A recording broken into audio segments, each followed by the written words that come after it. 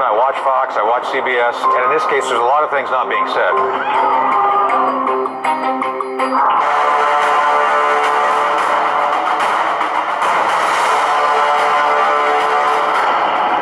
This is just the essential nature of Chinese communism.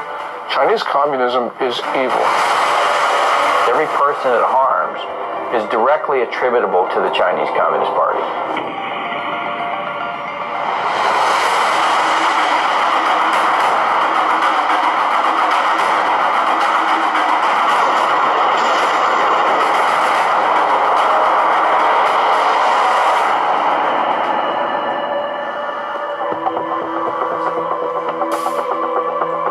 I began looking into the origin of the now widely known coronavirus in early February, with its timing amid the Hong Kong protests, the Taiwan elections, and the U.S.-China trade war. My name is Joshua Phillip. I'm an investigative reporter at the Epoch Times in New York, writing about the Chinese Communist Party's programs of espionage and unconventional warfare for well over a decade. Videos and messages from Chinese citizens leaking through the censorship suggested the situation was much worse than what the regime was reporting. As my research progressed, initial answers turned into more questions. I soon realized there was much more to the story than we were being told. Today, the coronavirus is impacting over 100 countries around the world. Billions of lives are at risk. And from what is said by the Chinese Communist Party, this allegedly started spontaneously in the seafood market in Wuhan, China.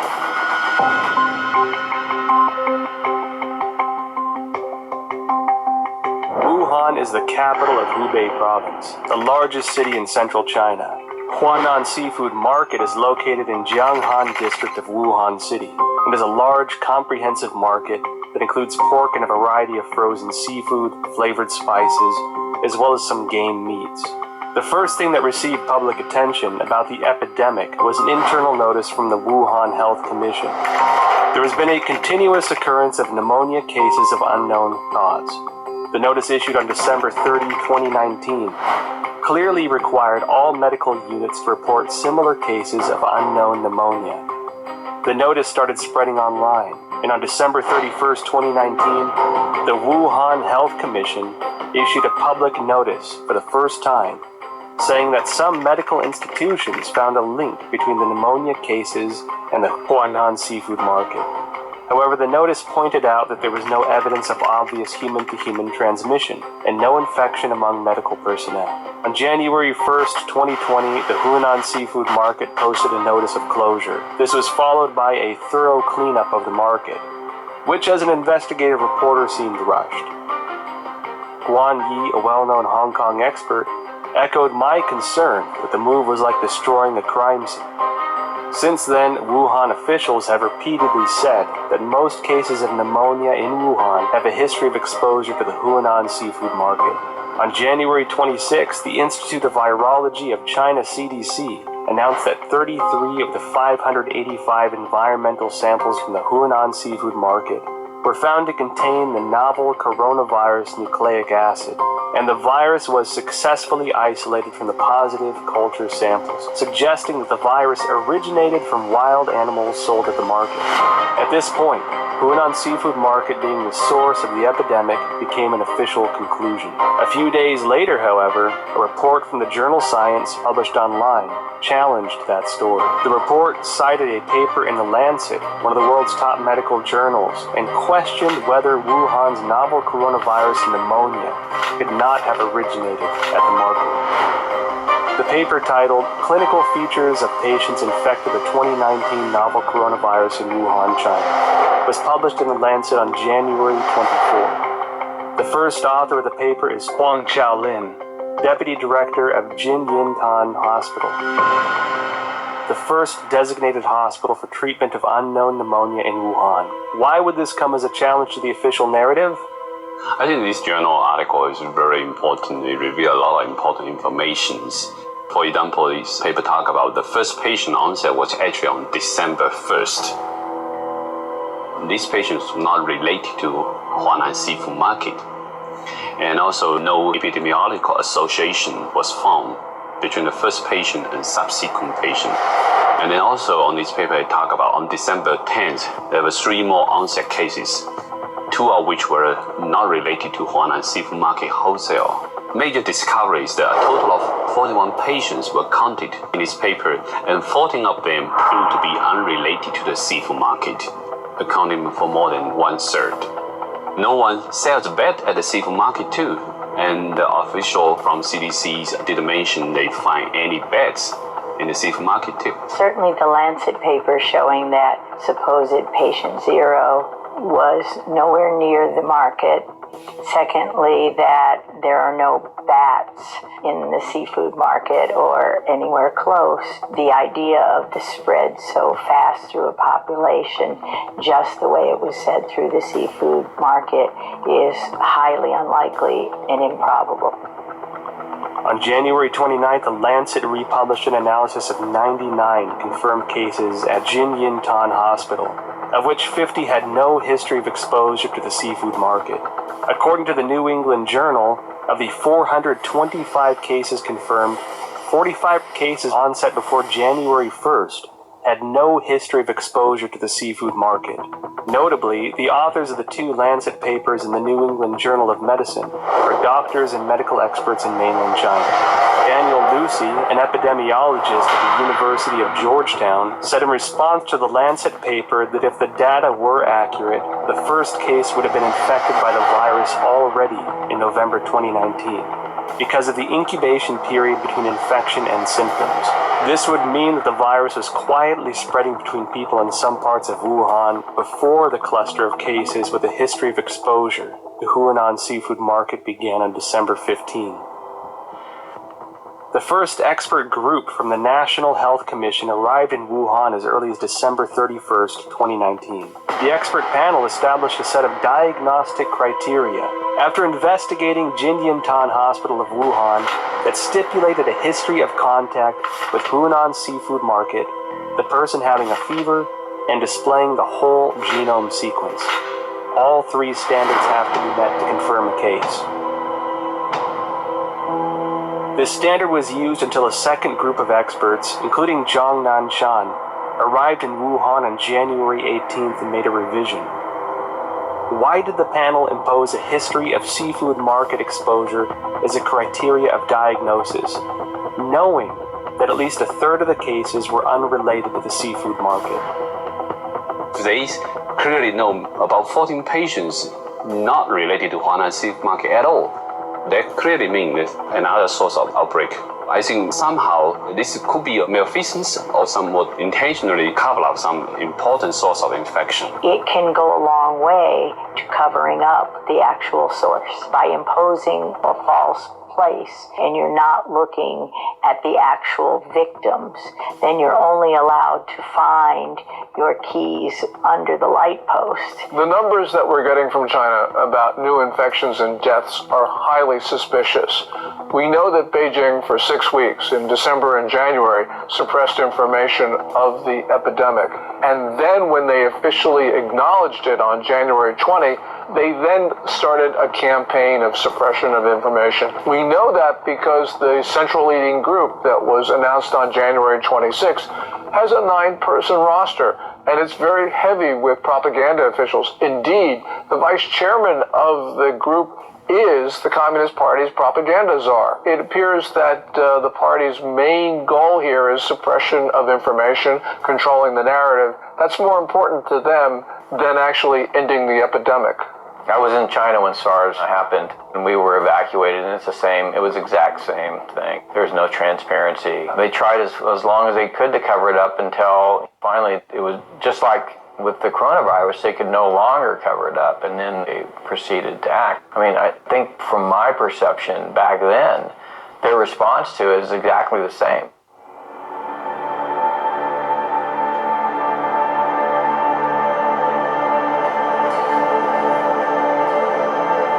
On January 10th, China disclosed the full genome sequence of the Wuhan novel coronavirus, and many of the world's top virologists began analyzing it. As early as January 7th, academic Zhang Yongzhen from the National Institute of Communicable Disease Control and Prevention along with the School of Public Health of Fudan University, submitted a joint paper to Nature. The paper was published on February 3rd and pointed out that the Wuhan coronavirus is closely related to CoV-ZC45 and CoV-ZXC21, two viruses sampled from bats in Zhoushan by the People's Liberation Army. The Wuhan coronavirus has an 89.1% nucleotide similarity to the CoV-ZC45 virus and even exhibits 100% amino acid similarity in the NSP7 and E proteins. Shortly after the paper was published, other scientists used BLAST, a program developed by the National Institute of Health and the National Center for Biotechnology Information, to compare the viral sequence based on the data submitted by Chinese authorities on January 12th. The results matched with Zhang's findings. Another scientist, Lu Raojian from the Chinese Center for Disease Control and Prevention, and their team also published a paper in The Lancet on January 30. The paper stated that the Wuhan virus has an 88% similarity to two bat-derived SARS-like coronaviruses collected in Zhoushan, Zhejiang province of China. The earliest discovery of this bat-derived virus is by an expert from the Research Institute for Medicine of Nanjing Command. A paper published in 2018 states that scientists from this institute detected many SARS-like coronaviruses in bats from Zhoushan City, also known as bat-like coronavirus, Zhoushan virus. In short, scientists found the Wuhan coronavirus, the current pandemic, is highly similar to a bat SARS-like coronavirus previously discovered by the Nanjing Military Research Institute, showing 100% amino acid similarity in NSP7 and envelope protein, the E protein. What does this high similarity reveal? Hard to see proteins 100% identical when the virus jumps species. And so that was suggesting maybe the virus could be generated with a reverse engineer process. I certainly believe that the 100% amino acid similarity says it can't possibly be a natural mutation.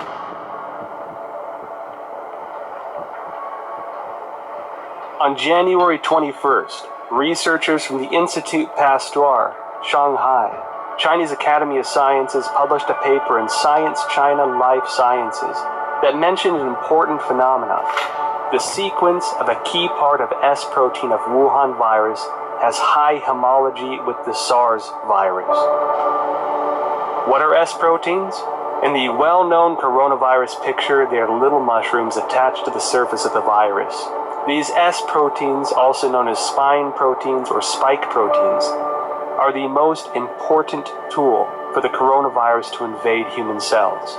If we compare the receptor, ACE2, on the cell surface of human bodies to a lock, this S protein is the key, which can unlock this lock on the cell surface and then invade into the cell to propagate and destroy it. That means virus now can infect human cell much easier. That's probably also one of the important reasons contributing to multi-organ failure when people have a very severe disease. They can spread out in the human body much faster. Well, the S proteins, the high similarity of the S proteins from SARS-1 to now SARS-2, that's your spike protein. That's the lock and key. That's going to be what drives it right through human cells. And so we know that's the pathogenic spike protein that for the original SARS. So now you're allowing that access to human tissues because the spike proteins of the natural evolutionary strains don't infect human cells at all. So that research has been going on at Wuhan and published since 2007. And clearly, if that spike protein from SARS weren't on the new COVID-19 or SARS-2, it wouldn't be able to enter human cells. So again, this is evidence that it couldn't go through the Wuhan seafood market. Research into the virus genome sequence revealed many essential data points. According to a February 28 report in the South China Morning Post, the Shanghai P3 laboratory, which first shared the Wuhan coronavirus genome with the world, was ordered to close by authorities, impeding further research on the virus. Professor Zhongyang Zhen and his team, who published the genome sequence on January 11th, worked at this laboratory. According to a February 26 report on Caixin, Zhongyang Zhen's team isolated and completed the genome sequence of the previously unknown virus on January 5th. On the same day, the Shanghai Public Health Clinical Center reported the discovery to the National Health Commission and recommended prevention measures. No response was received as of January 11th. And it was then that the team decided to publicize the virus genome sequence on virological.org, becoming the first team to do so in the world.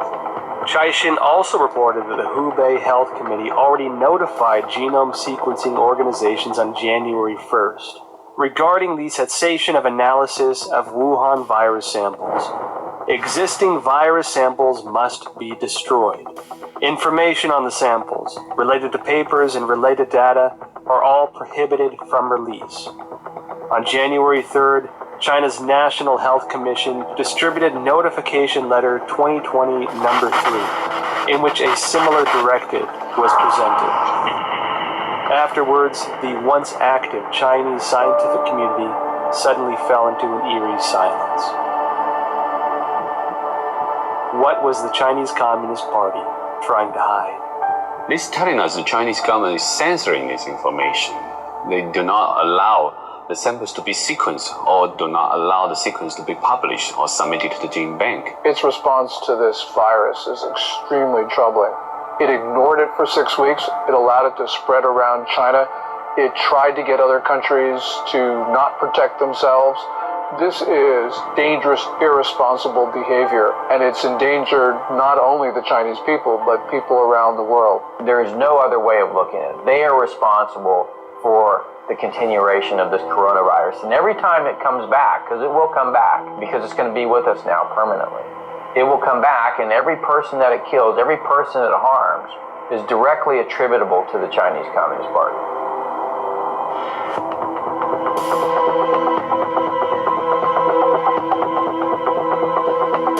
Through investigating the genome sequence, I found it significant that the S protein of the Wuhan coronavirus was critical in its cross-species ability to infect humans. While I was searching for related studies online, one Chinese virologist in particular caught my attention. She spent many years researching bats and coronaviruses. She was the first to locate the key to how coronaviruses can overcome cross-species barriers in order to directly infect human bodies. And she was the first to discover that the SARS virus was the result of a restructuring of multiple SARS-like coronaviruses found in bats. Her name is Shi Zhengli, and she may be an important link to the origin of the virus. Wikipedia describes Shi Zhengli as a, quote, Chinese virologist and researcher at the Wuhan Institute of Virology, which is part of the Chinese Academy of Sciences. Further investigations show that Shi Zhengli has been a figure of controversy since the Wuhan virus outbreak. This is due to a paper she published in 2015 discussing her own research into synthetic viruses. Caixin, a media company with ties to the Chinese Communist Party, interviewed Shi Zhengli in an attempt to refute these rumors. Dr. Zheng Li is one of the top experts in China studying about coronavirus in Wuhan Institute of Virology. She has so many publications from collecting, identify bad coronavirus from bad caves. Her lab has these capacities and very sophisticated capacity to generate mutations to make it best fit in human expression as well. Delving further into related information, I discovered that Shi Zhengli published not one, but 4 papers in total, each of which contains important information. Since the SARS outbreak in 2003, Shi Zhengli has been conducting research on coronaviruses. From 2010 onward, the focus of Shi and her team was redirected to identifying the capacity for coronavirus transmission across species, specifically putting the spotlight on the S protein of the coronaviruses. In other words, her team's research in the Wuhan lab has been looking into the part that can make coronaviruses transmittable to humans. In June 2010, a team including Shi Zhengli published a paper. It describes research to understand the susceptibility of angiotensin converting enzyme 2 ACE2 proteins of different bat species to the S protein of the SARS virus. In the experiments, they also modified key amino acid condoms to mutate the bat's ACE2 to examine compatibility with the SARS S protein. This paper demonstrated their awareness of the special relationship between the S protein and the ACE2 receptor. It also signified that Shi had unearthed the passageway for coronaviruses into human bodies. In October 2013, Shi and her team published a paper in the authoritative science journal Nature. They claimed a breakthrough in coronavirus research. What was their breakthrough? They successfully isolated 3 viruses from bats, one of which had an S protein that integrated with human ACE2 receptors. This effectively demonstrated the human infection of SARS-like viruses to humans without the need of an intermediary host. Then, in November 2015, Shi and her team at the Wuhan lab once again published a paper, this time in the British journal Nature Medicine. They discussed the creation of a synthetic virus, a self-replicating chimeric virus. This virus had the SARS virus as the framework, with the key S protein replaced by the one they had found in a bat coronavirus she mentioned in her 2013 paper. This new virus demonstrated a powerful ability for cross-species infection. The mice infected with this synthetic virus revealed severe lung damage with no cure. This symbolized that Shi's successful splicing of the SARS virus was a key to open the door to the cross-species transmission. What is startling is that these successful experiments on mice were only the tip of the iceberg. They planned to further experiment on primates. Although Shi Zhengli did not indicate any conclusion from this research, her move to research on primates suggests this was to more closely simulate the infection of humans with this new synthetic virus. This wasn't done without controversy, however. Shi's experiments quickly triggered widespread debates from the academic community. Simon Wayne Hobson of the Pasteur Institute in France expressed deep concerns. He told Nature, if the new virus escaped, nobody could predict the trajectory. Propagation could happen anywhere. His statement is exactly what's happening, that the virus is everywhere. Additional studies very strongly support the idea that this new coronavirus came from a recombination event. However, this did not terminate Shi's research. On November 14, 2018, Shi Zhengli spoke at the School of Life Sciences and Biotechnology at Shanghai Jiaotong University. The topic was bat coronavirus and its cross-species infection. Reports of this event have since been deleted from the university website. I discovered 2 more significant pieces of information regarding the dangers of the research conducted by Shi Zhengli's team. First, on October 16, 2014, the Obama administration, wary of the potential threats to public health from the gain-of-function GOF research into SARS, MERS, or influenza, announced through the National Institute of Health that it was suspending funding into similar research. The funding pause included Shi Zhengli's research project, Genetic Engineering of SARS-like Coronavirus in Bats, a collaborative effort with Dr. Ralph Barrick, a virologist at the University of North Carolina. Second, after the Wuhan outbreak, Indian researchers compared the S protein sequence between 2019 nCoV and SARS. They discovered that 2019 NCOV had 4 new sequences inserted, all of which can be found in HIV sequences through a search on GenBank. Shi Zhengli discredited those observations, although she never denied the existence of the 4 inserted sequences. However, scientists probing GenBank found that there were only 3 viruses containing all sequences. The first is the HIV virus itself. The second is a bat coronavirus discovered by Shi. And the third is this new Wuhan coronavirus. We've done this kind of work for now 40 years for me.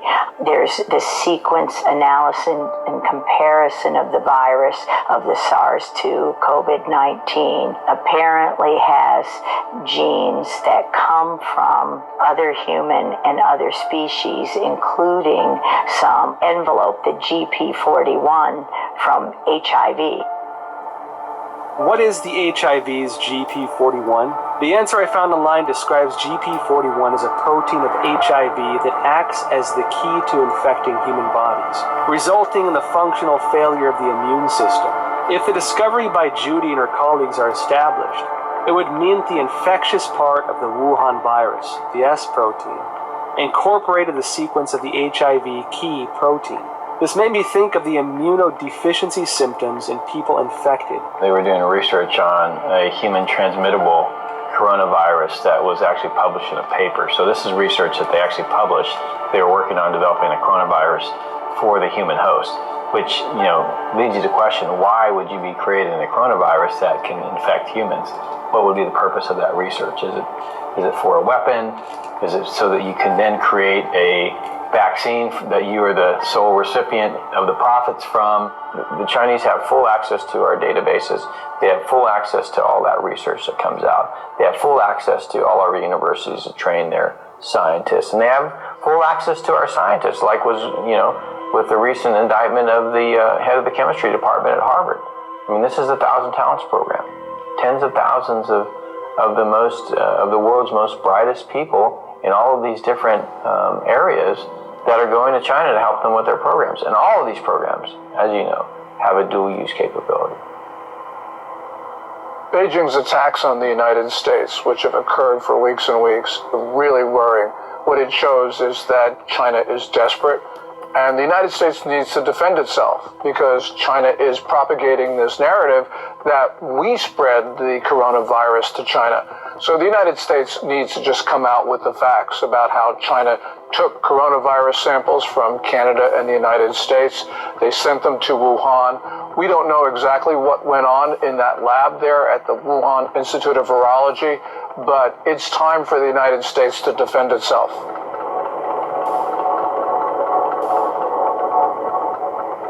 January 23rd, 2020. The Wuhan virus exploded. While Wuhan announced the lockdown of the city, Shi Zhengli and her team released a paper stating that the Wuhan coronavirus was of probable bat origin. This was published in Nature on February 3rd. The paper indicated that the Wuhan virus utilized the same key as SARS to gain entry into the human body. She also announced the 2019 NCOV genome sequence was 96.2% consistent with a bat coronavirus originating in Yunnan, China, called RATG13, signaling a natural source of the Wuhan virus. However, Shi Zhengli's natural origin assertion was doubtful. The outbreak occurred in Wuhan, the same location as the P4 laboratory where Shi was based, and which housed highly similar viruses. Common sense would lead the government to first inspect the P4 laboratory for any leakage incident and potential safety concerns. Instead, they shifted public attention from the P4 laboratory to the South China seafood wholesale market that sold no bats, and designated it as the origin of the disease. At the same time, authorities sealed off all virus samples, prevented international experts from joining the investigation,